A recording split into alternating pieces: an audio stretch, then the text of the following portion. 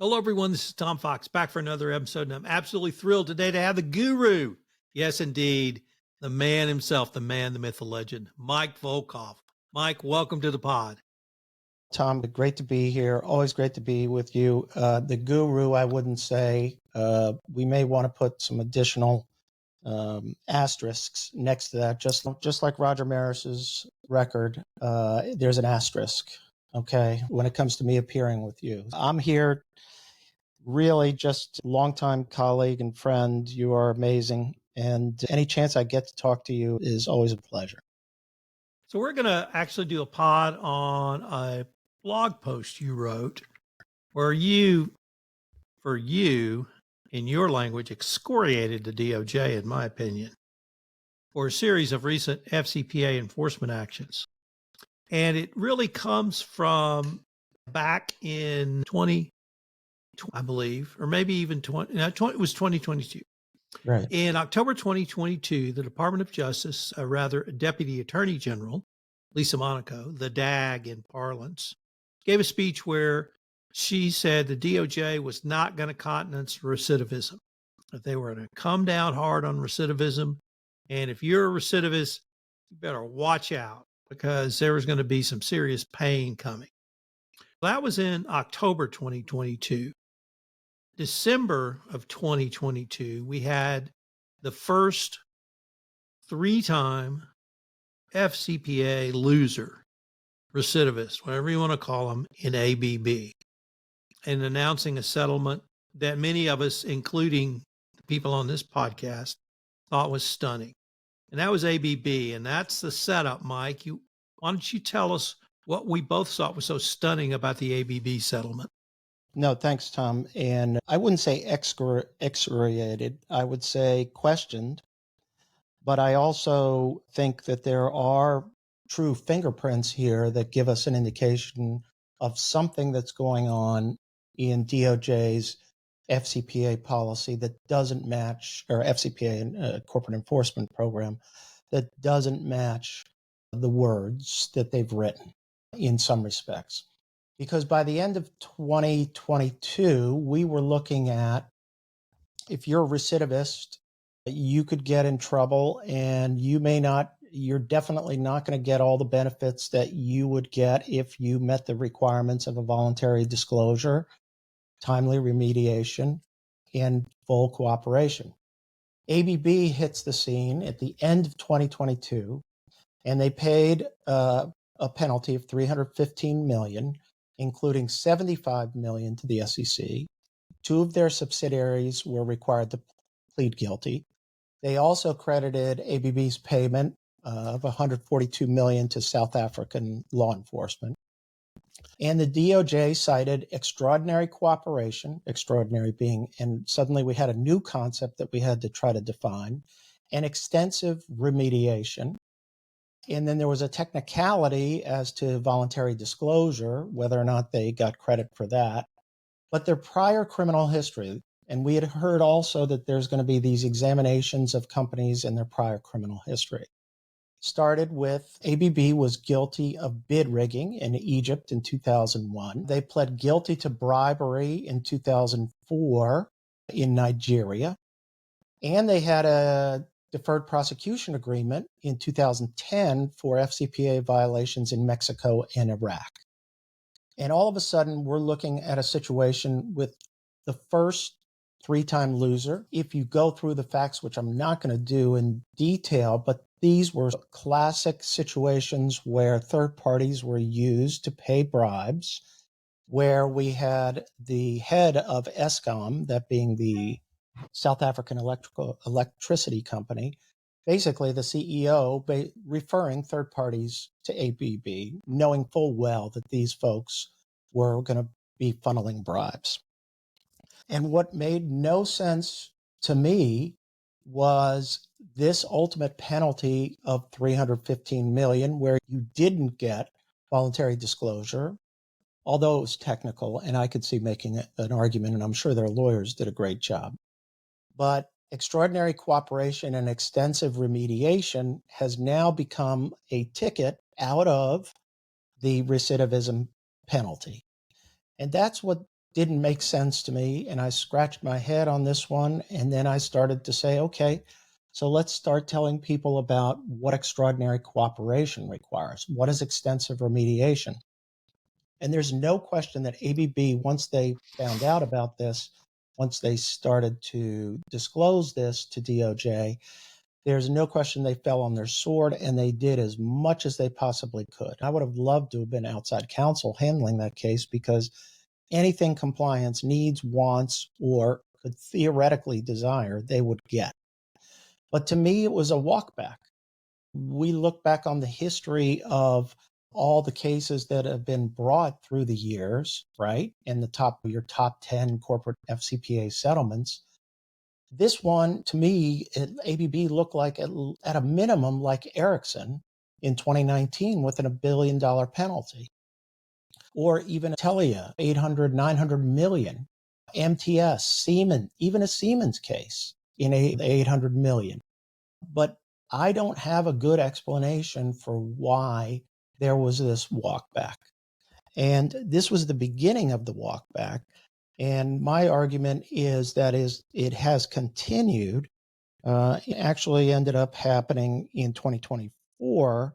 We saw it in the beginning of the year with the SAP case. But that's my question to you, Tom, is after Lisa Monaco spoke about recidivists being hammered, then we had the year finish out with this ABB case. So what's your take on it?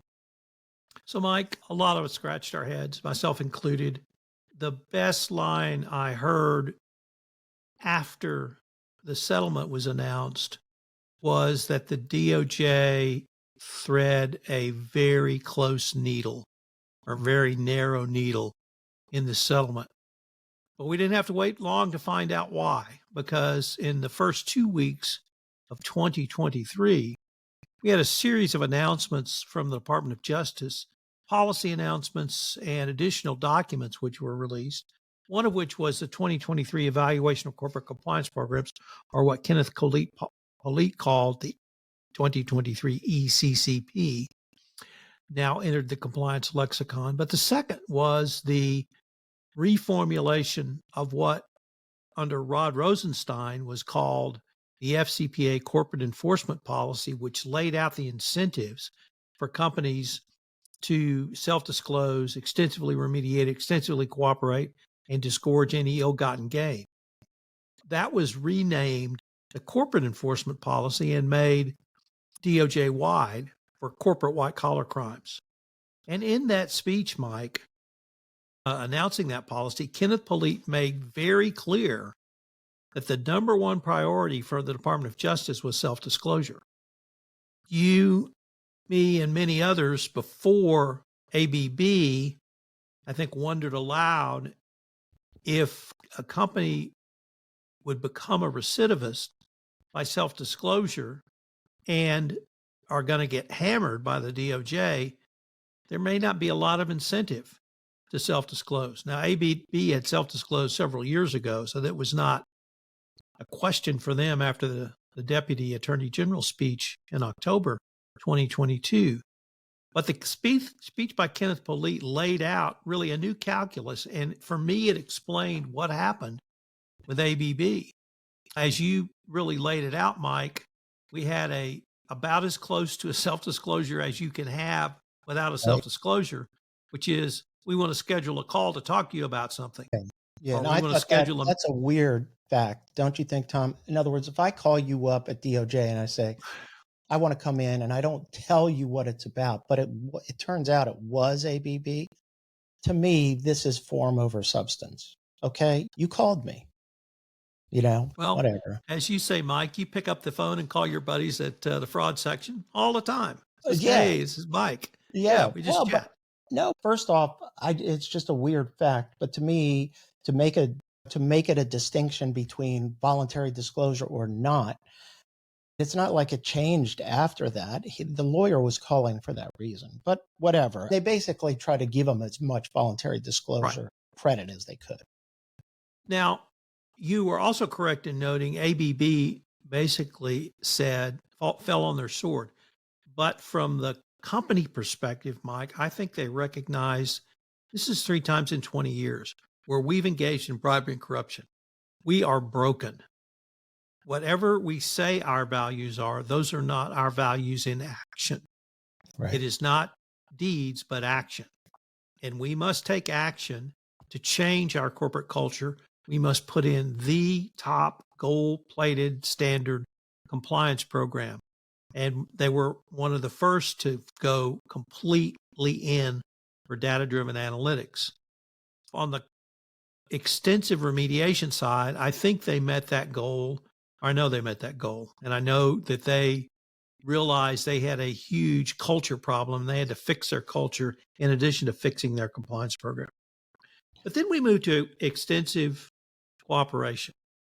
And here's, Mike, where things for me got a little fuzzy, because we previously had a requirement for extensive remediation, but now we had a double secret, super speedy, need for speed requirement for cooperation and investigation, with the penultimate line being, we can't put it down in writing, but we know it when we see it. That doesn't provide a lot of guidance. Now, you sit across from the table from these people, you know what it's like to self-disclose, you know what it's like to report, and you've actually sat on both sides of this table. That to me was a little befuddling, but Kenneth Polite made clear, we want speed and self-disclosure. If you get a hot doc in the middle of an interview, we want it then. If a witness says something in an interview, we want a phone call saying, hey, this witness said something. Don't call back to your client and figure out how we're going to use this, or strategy, or reasoned counsel that someone like you might provide to a business. Nope. The need for speed is pervasive. So now we have this new need for speed in your investigation. So none of us really to this day know what that means.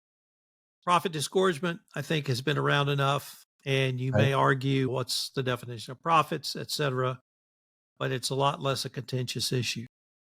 But his explanation when they announced the corporate enforcement policy, Mike, I think explained, at least to me, how ABB was able to get such a incredible resolution. And that brings us forward through 2023 into 2024. We had a major FCPA enforcement action around Albemarle, but they were not a recidivist.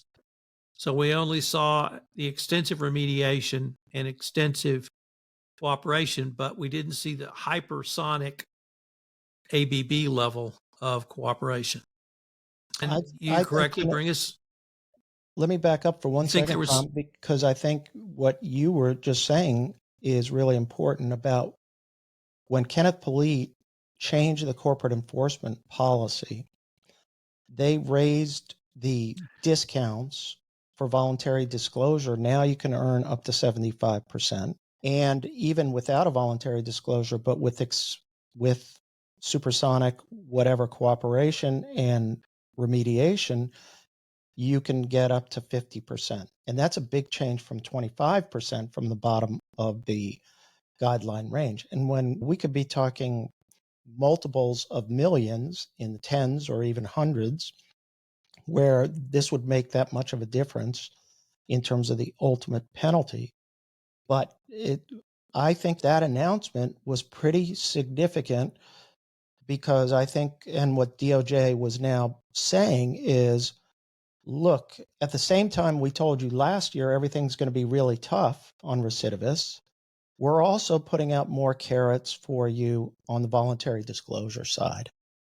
And what I can't figure out, Tom, is what happened within DOJ that led to this 2023 thinking, because it changed. It was clearly something happened with ABB, and something happened into 2023 where there was some concern about being so tough that they wouldn't get people coming in and disclosing, or people coming in and cooperating. And I don't know where the calculus came from. And then we can talk about Albemarle, and I'll say and save SAP for a second. But something changed in 2023 on this recidivism issue. And I can't, for the life of me, map it out. It doesn't make sense to me in some respects. It's what I don't, and I think DOJ runs a risk. The one thing they've always been very clear about is here's our policy, and we're telling you over and over again. And people, I have seen just true professionalism. What happened here is there was some questioning. There must have been some internal debate. I don't know. But it's hard for me to figure out exactly what happened within the bureaucracy in this time period. But I hear you that I think ABB, something happened the way they handled ABB because it tied into these announcements in 2023. I agree, Mike. We don't know the answer, but let me just go to one thing that you said in 2010, you said it in 2015 and 2020 and every year in between, which is the DOJ always signals Right. their direction. And I thought the Kenneth Polite speech announcing the new corporate enforcement policy signaled that. Now, you couldn't be more clear than the Deputy Attorney General's speech in October 2022, but you're right, something changed. And I don't know if compliance professionals rose up and said, look, no recidivist will ever self-disclose. I don't know Right. if people sitting across the table from the DOJ like yourself said, guys, this is misplaced. If cooperation is what you want, you're going to have to back off of that and you're going to have to give us something. I'm not quite sure what changed, but something changed. And when we had the back-to-back AB enforcement action with literally 2 to 3 weeks later, the Polite speech, it was very clear to me what had changed. One other thing, just additional evidence in the corporate enforcement policy update, there was a list of things or a release of document of what steps or requirements for a monitorship or factors to be evaluated. Well, you know what the number one factor was? Did you self-disclose? And I actually had the chance to ask Glenn Leon at Compliance Week 2023, why was that factor number one? It didn't seem to relate to what you would evaluate around whether a company needed a monitorship. And he basically said, that's number one. That's it. And no explanation why, it just was. And somewhere they made the decision, Mike, that they want self-disclosure. And whether that's all part of the Biden administration, corruption is a national security issue, the expansion of sanctions, export control enforcement, where they continually say self-disclose. This is a fight to the death. And yes, you're a business, and yes, you're a civil side actor, but we see it as national security. Maybe it's all part of that, but something changed. And after the Polite speech in the first 2 weeks of January 2023, I thought hammer coming down on recidivists, you could ameliorate that hammer quite a bit. But Mike, for me, the important thing was not the change, was the communication of what was important. Because I could go to a client now and say, number one in the ABB, number one in the Polite speech, and number one through 2023 and with SAP was self-disclosure. And SAP didn't self-disclose, yet we got 3 paragraphs on the need for self-disclosure. If you don't self-disclose, you don't talk about it in your settlement documents. You just say they didn't self-disclose, move on. There was literally 3 paragraphs in the DPA about they didn't self-disclose, so they didn't get all of these other benefits.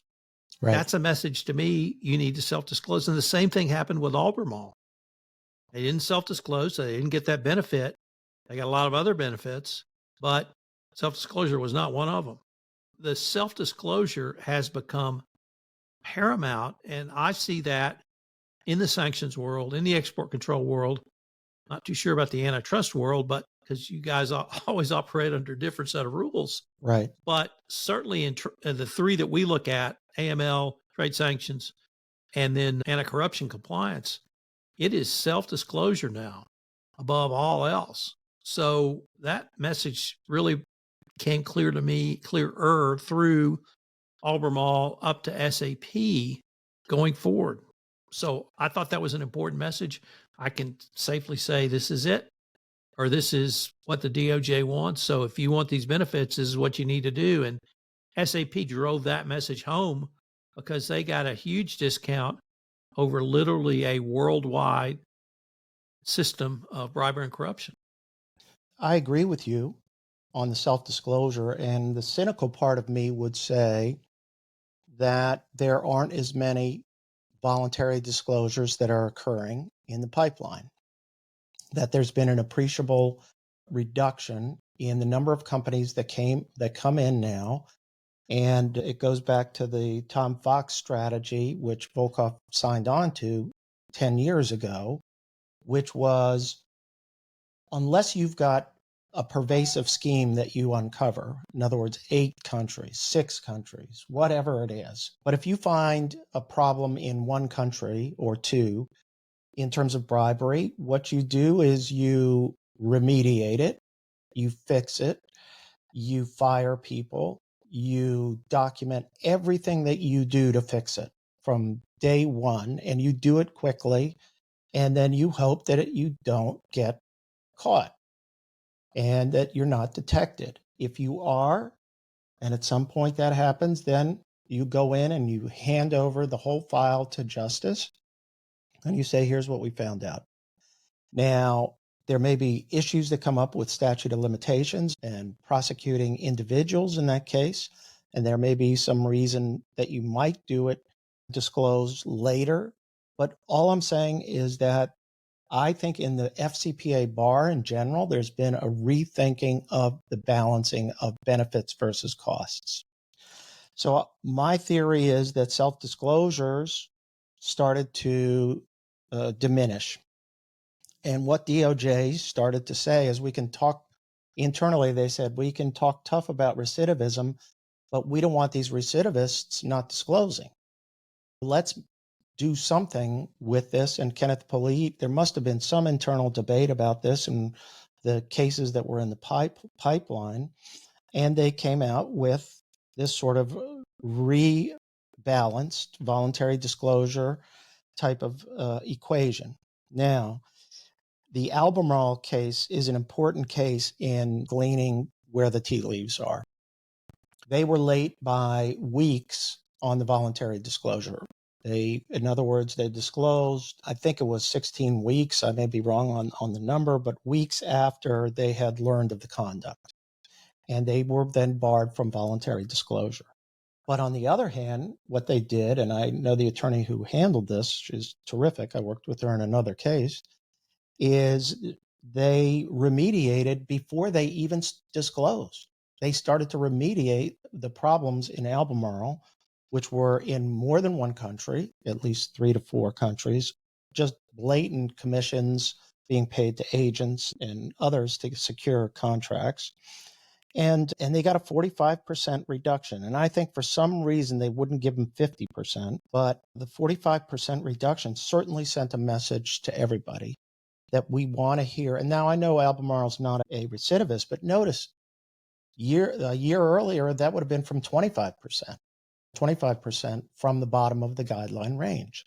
Nonetheless, they used 45%. So I think there's a message there of, we're going to hand out bigger benefits when you come in and cooperate. And the biggest benefit of all is for those people who come in and self-disclose. And I hate to go back to, this shows my age again, Tom, but when Judge Stanley Sporkin said to me, when he started the FCPA enforcement program at the SEC, and for the first year or two, basically what he told every company is, everybody who comes in gets immunity. Everybody who comes in and voluntarily discloses gets immunity. And he said it worked great. Everybody came in. And they had tons and tons of people coming in because it was a new area of the law. But what we're seeing, I think, is a trend towards more and more carrots for self-disclosure and making it worth your while so that you can sit down with your client and say, look, if you don't disclose, the trade-off here is pretty significant. It may be 20 million versus 200 million, and a 10 times multiple in terms of the penalty. And I think that's what we're starting to see in terms of where DOJ is going. Because then you look at, and let's take a look just for a second at the SAP case. And the SAP case, to me, is just another example of a case that would have had a penalty in the $400 to $600 million range, as opposed to a $220 million penalty. And you make a really terrific point, which is they did not even voluntarily disclose. They got a 3-year deferred prosecution agreement. They were making bribery payments in South Africa and Indonesia. And to me, in this case, again, remember, SAP had a sanctions violation prosecution that they resolved in 2021. And they had an FCPA case in Panama with the SEC, that they resolved with the SEC. There was no DOJ. I don't know what happened to the DOJ case, probably declined. And so here we are with somebody with 2 priors, convictions, let's say, and they come in with the third, which involved, and by the way, there was also the facts that were described in the DOJ settlement documents for SAP involved Indonesia, India, South Africa, and Indonesia, whereas the SEC enforcement action had Greater Africa, several countries within there, and Azerbaijan.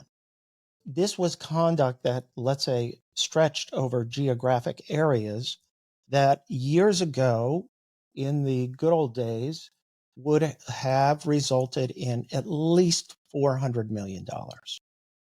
And nonetheless, here we have, granted, extensive remediation, full cooperation, the whole laundry list of everything. And they also pointed out the root cause analysis that was done.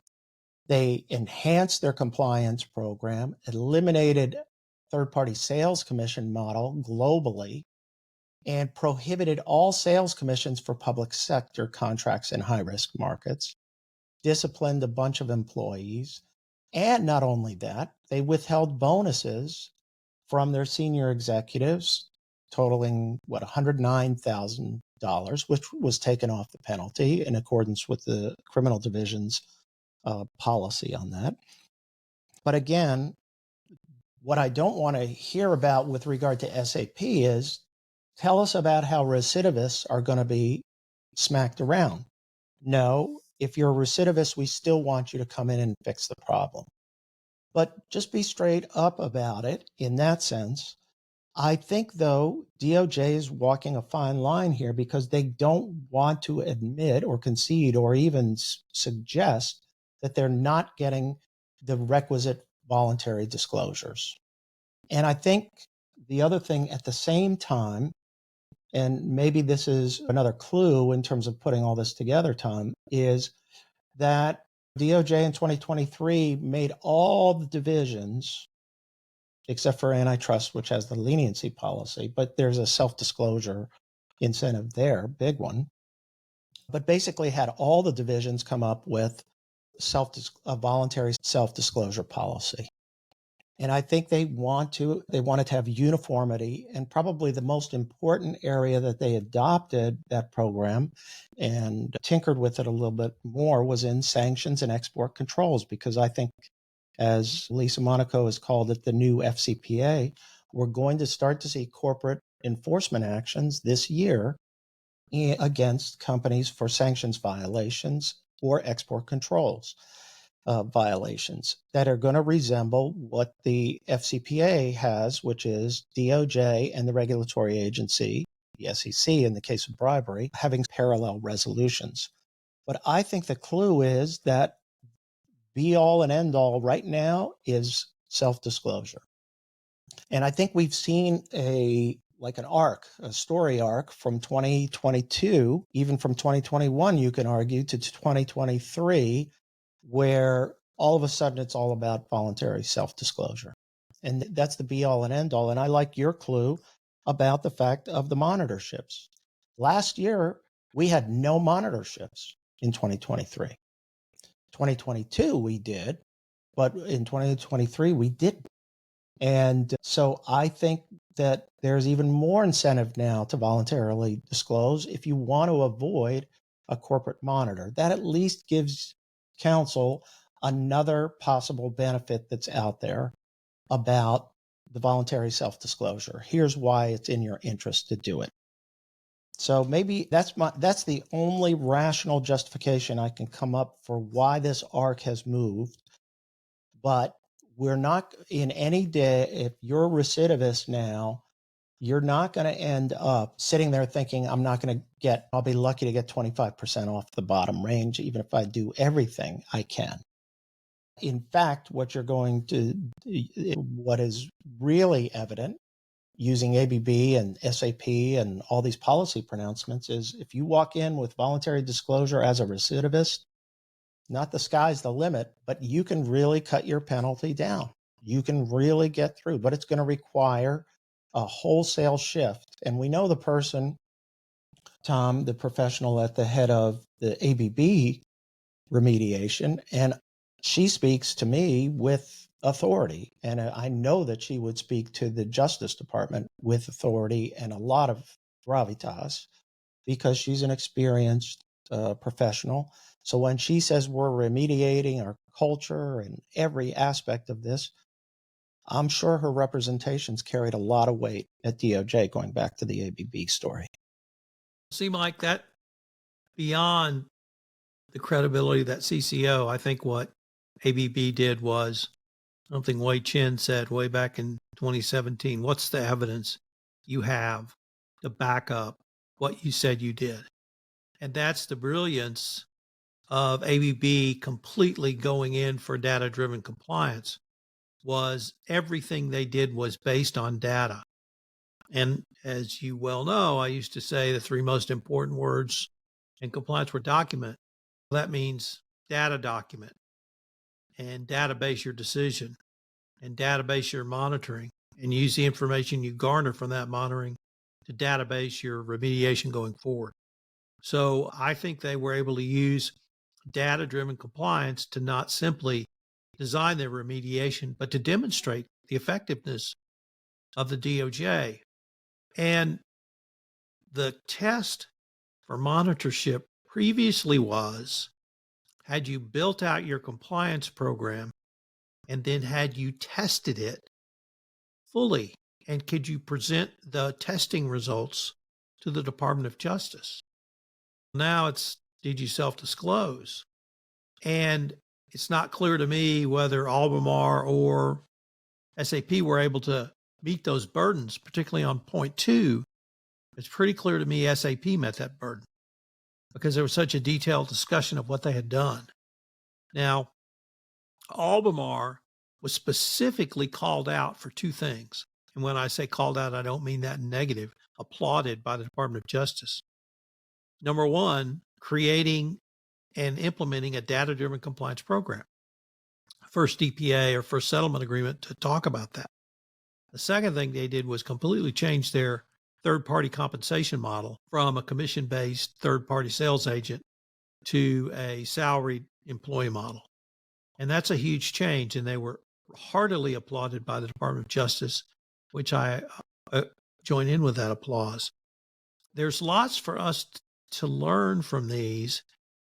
The thing that I would say, unlike 10 years ago, when you and I would say, oh, you read the tea leaves because they said this, now they actually put it in settlement documents. And by putting all of these things, I think we can point to tangible things they expect, or at least tangible things other companies have done that warranted the DOJ saying, we think this is exemplary. And that's what I've gotten out of the series of FCPA enforcement actions from ABB through Albemarle up to SAP is clear communication from the Department of Justice on their expectations. So I'm not as concerned about whether or not they're going after recidivists. I'm more concerned about the advice that I can give, whether it's in a blog, whether it's in a podcast, or whether it's as a compliance professional counseling a company. And that's where I think the DOJ has done a good job at communicating to the wider compliance profession what their expectations are. No, I agree with you on that. There's no doubt that their greater explanation and transparency in terms of the factors they're taking into account is something of great value to practitioners like you and me. And it allows us to advise clients better. It allows us to know what factors are more important or to DOJ. I think also your point about data is well taken. It coincides with Matt Galvin's arrival at DOJ. We've heard it from other sources in terms of people who are under monitorships or whatever, that there is a data aspect to compliance now that is essential. And the questions that come from DOJ are not now, do you have a policy or do you audit or review the performance? The question is, what data do you have to justify any conclusion here? And what are your conclusions? And show us the data. And I think that is a good thing. All of this is a good thing because years ago, you were writing about the need for more explanation from DOJ, and they responded to that. And now we have more information. And I think that 2023 was a significant sort of steering change in from ABB on, because keep in mind, going back to 2023, before ABB case, we had Stericycle, where there was no testing done of the compliance enhancements. So therefore they had a compliance monitor, independent compliance monitor assigned, but we didn't have one in ABB. And that's because the policy was changing. And we also had Glencore, which was 400 million or so in the bribery, and then even more with regard to some of the fraudulent activities in the commodities trading market. So there was no question that DOJ was on its continuing path in 2022, and then ABB happened, and then things changed. And I think where we are now is the calculus and the balance has changed on voluntary disclosure and what remediation looks like. Cooperation is cooperation, and everybody translates, everybody makes witnesses available, everybody navigates the data laws, data privacy laws from various countries to get in. But it's in those two other areas of remediation and voluntary disclosure where the game is now. And I think your point is well taken. I think we've had relatively slow years from DOJ in FCPA enforcement, and let's see what happens this year. I thought the timing of SAP being so early in the year was clearly they wanted to probably get it out by the end of 2023, but it certainly indicates that DOJ is not to be ignored when it comes to FCPA enforcement. That's for sure. I thought it was a significant series of announcements, literally from December 2022 through 2023 into 2024. All I can say, Mike, is more will be revealed. That's for sure. Well, Mike, as always, this has been great. I look forward to continuing this conversation. Thanks, Tom. Good to talk to you. And let's reconnect later this year. We can see what this year looks like.